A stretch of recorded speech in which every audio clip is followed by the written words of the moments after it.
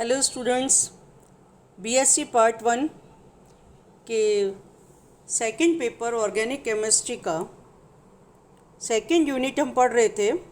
Alkanes के कुछ video पहले भी अपलोड हुए हुए हैं। आप उनके इंट्रोडक्शन के बारे में, नॉमेनक्लेचर, उनके यानी कि उनका जो कैसे उनका नाम एल्केन्स क्या होते हैं, कैसे उनका हम नामकरण करते हैं, कैसे वो क्लासिफाइड हुए हैं, वर्गीकृत हुए हैं, कैसे क्या उनके सोर्सेज हैं, किन सोर्सेज के द्वारा, किस स्रोतों के द्वारा उन्हें बनाया जाता है, और जो बनाने की उनकी विधियां हैं, एल्केन को बनाने की महत्वपूर्ण विधियां, जैसा कि आप पहले भी पढ़ चुके हैं, वो हम कर चुके हैं। उसको यदि आपको वापस देखना है तो आप पुराने वीडियोस देख सकते हैं। मैं doctor Anita Gupta, R R college Alwar, alkanes के नेक्स्ट टॉपिक फिज़िकल प्रॉपर्टीज़ या भौतिक गुणों के बारे में पढ़ाऊँगी। हम एल्केन के भौतिक गुणों के बारे में जब डिस्कस करते हैं तो सबसे पहले ध्यान आता है फिज़िकल स्टेट। इसकी भौतिक अवस्था किस तरह की होती है।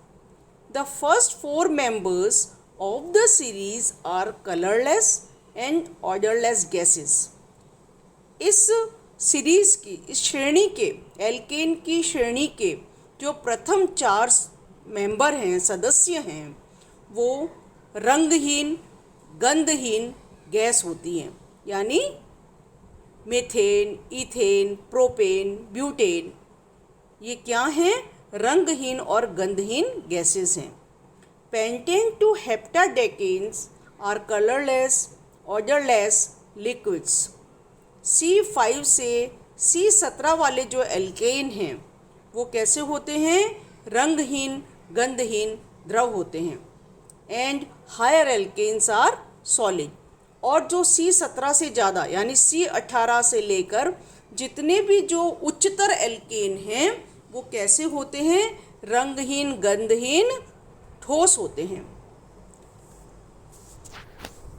इसी भौतिक गुणों के चलते हुए हम दूसरा इसमें भौतिक अवस्था भी हमने पढ़ी। फिर हम देखते हैं सॉल्युबिलिटी या विलेयता। The alkanes are non polar molecules. अध्रुवीय मॉलिक्यूल हैं एल्केन्स, अध्रुवीय मॉलिक्यूल हैं, and are insoluble in polar solvents. इसलिए ये जो ध्रुवीय सॉल्वेंट्स यानी विलायक होते हैं उसमें क्या होते हैं? इनसॉल्युबल होते हैं, अघुलनशील होते हैं। एल्केन्स जो हैं वो चूँकि अध्रुवीय मॉलिक्यूल होते हैं, इसलिए जो ध्रुवीय विलायक हैं उनमें अघुलनशील होते हैं, जैसे पानी, ethanol, like water and ethanol, but soluble in organic non polar solvents. लेकिन किस में घुलनशील होते हैं? नॉन पोलर सॉल्वेंट्स यानी अध्रुवीय सॉल्वेंट्स, विलायक, जैसे कि ईथर, बेंजीन, कार्बन टेट्राक्लोराइड वगैरह। There are weak van der Waals attractive forces amongst the molecules. Molecules में क्या होती हैं? बहुत ही वीक वॉन्डर वॉल्स आकर्षण वाली जो बल है, आकर्षण बल, वो बहुत ही वीक होता है, कमज़ोर होता है। ठीक है, आपने फिजिकल स्टेट देखी, आपने विलेयता देखी। विलेयता में हमने देखा कि ये किस में घुलनशील होते हैं? नॉन पोलर, अध्रुवीय विलायकों में घुलनशील होते हैं। पानी और इथेनॉल जैसे ध्रुवीय विलायकों में ये घुलनशील नहीं होते हैं। फिर हम आते हैं इसकी डेंसिटी पे। डेंसिटी यानी घनत्व। Their density rise slowly with increase in number of carbon atoms. यानी जो जो इनका मॉलिक्यूलर वेट बढ़ता है, कार्बन की संख्या बढ़ती है, इनका जो घनत्व है वो धीरे धीरे बढ़ता है और लगभग 0.8 पे जाके कैसा हो जाता है, एंड स्टेबल, स्थायी हो जाता है। All alkanes are higher lighter than water, पानी से हल्के होते हैं ये। नेक्स्ट पॉइंट, बॉइलिंग पॉइंट यानी द्रवणांक, नहीं सॉरी क्वथनांक। बॉइलिंग पॉइंट यानी क्वथनांक। Their physical properties like BP, MP, density etcetera rise with increase in number of carbon atoms. क्या कह रहे हैं ये कि जो इनके भौतिक गुण हैं जैसे कि क्वथनांक, द्रवणांक, घनत्व, ये कार्बन की संख्या ज्यों ज्यों बढ़ती है वो उसके अनुसार बढ़ते हैं। वेयर एज सॉल्युबिलिटी डिक्रीजेस, जबकि विलेयता क्या होती है, डिक्रीज होती है, कम होती है with increase in molecular weight. जो जो इनका आणविक भार बढ़ता है वैसे वैसे क्या होता है, इनका boiling point, melting point, density सब डिक्रीज होती हैं। The boiling point rises with 20 to 30 degree for addition of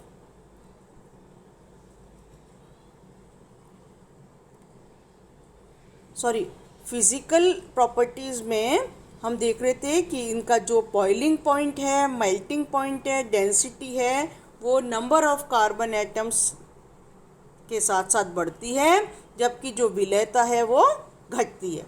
the boiling point rise by 20 to 30 degree for addition of each CH2 unit. एक एक CH2 यूनिट जैसे जैसे हम जोड़ते हैं, जो इसका बॉइलिंग पॉइंट है, इसका जो क्वथनांक है वो 20 से 30 डिग्री तक बढ़ जाता है। The boiling point of branch chain alkanes are lower than its straight chain isomers. क्या कह रहे हैं कि जो बॉइलिंग पॉइंट है, जो क्वथनांक है शाखित चेन का, शाखित चेन जो एल्केन्स की है, अशाखित एल्केन से क्या होता है, the boiling point of branched chain alkanes are lower. शाखित वाली जो चेन है वाले एल्केन्स हैं उनका क्वथनांक कम होता है than its straight chain isomers, जबकि जो अशाखित है, स्टेज चेन है, वो उस अशाखित स्टेज चेन वाले आइसोमर्स का ज़्यादा होता है boiling point. However the melting points of the alkanes do not exhibit regular gradation, जबकि जो मेल्टिंग पॉइंट हैं, जो द्रवणांक हैं, वो इस तरह से एक रेगुलर ट्रेंड, एक नियमित क्रम नहीं दर्शाते हैं, जबकि क्या करते हैं, जो क्वथनांक हैं, जो बॉइलिंग पॉइंट्स हैं, वो एक क्या करते हैं, एक रेगुलर, एक उनका रेगुलर क्रम है, नियमित क्रम के अनुसार घटते बढ़ते हैं। हम एग्जाम्पल के तौर पे देखें, एन ब्यूटेन अनब्रांच्ड है, स्टेज चेन है, अशाखित है, इसका बॉइलिंग पॉइंट है -0.5 डिग्री सेंटीग्रेड। आइसोब्यूटेन है, ये ब्रांच्ड है, ये शाखित है, इसका कितना होगा -12। एन पेंटेन है, अनब्रांच्ड है, यानी अशाखित है, इसका 36 है। आप देखिए 36 कितना ज़्यादा है। आइसोपेंटेन, इसमें एक शाखा है, इसका 28 डिग्री है। नियोपेंटेन जिसमें 2 शाखा है, कितना है +9.5 डिग्री। इससे हम किस कंक्लूज़न पे पहुंचते हैं कि यदि ब्रांच्ड चेन होती है, यदि शाखित चेन वाले एल्केन्स हैं, उनका बॉइलिंग पॉइंट कैसा होता है, कम होता है, और अशाखित का ज़्यादा। नेक्स्ट पॉइंट, मेल्टिंग पॉइंट, द्रवणांक। Alkanes with even number of carbon atoms have higher melting points than with odd number of carbon atoms. Even number 2, 4, 6 सम संख्या वाले कार्बन एटम्स, वह एल्केन जिनमें कि कार्बन सम संख्या में होता है, उनका मेल्टिंग पॉइंट, उनका द्रवणांक हायर होता है, ज़्यादा होता है than with odd number of carbon atoms. जो ऑड नंबर हैं यानी विषम संख्या वाले 1, 3, 5, 7, 9, उनका कम होता है, और जो इवन नंबर वाले हैं, सम संख्या वाले हैं, उनका ज़्यादा होता है। अ प्लॉसिबल एक्सप्लेनेशन मीन्स एक तर्क संगत एक्सप्लेनेशन, स्पष्टीकरण है इसका, for this originates from the fact that because of the zigzag shape of chains, चूँकि ये जो जिगजैग शेप है चेन की, शाखा की जो जिगजैग शेप है, वह terminal atom of alkanes shape of the chains, the terminal atoms of the alkanes with odd number of carbon atoms will be on the same side। जो odd number है, जो odd number यानी विषम संख्या वाले जो कार्बन एटम्स वाले alkanes हैं, उनका जो मॉलिक्यूल है जिगजैग शेप में है, इसलिए carbon atom will be on the same side. तो उनके जो टर्मिनल, जो सबसे एंड में जो कार्बन हैं, वो क्या होते हैं, सेम साइड पे होते हैं। वाइल जबकि जो those of alkanes with even number, जो सम संख्या वाले कार्बन एटम्स हैं, उनके कार्बन कैसे होते हैं, ऑपोजिट साइड में होते हैं। दस there is a close packing of molecule in crystal with even number of carbon atoms। even number में क्या होता है, क्लोज पैकिंग हो जाती है, एक टाइट पैकिंग हो जाती है। इंट्रामोलिक्यूलर फोर्सेस जो होते हैं, इंटरमोलिक्यूलर फोर्सेस, अंतराण्विक जो आकर्षण बल है, वो अधिक काम करता है, वो क्लोजली पैक हो जाते हैं। क्यों? क्योंकि उनके जो टर्मिनल कार्बन एटम्स हैं वो क्या हैं,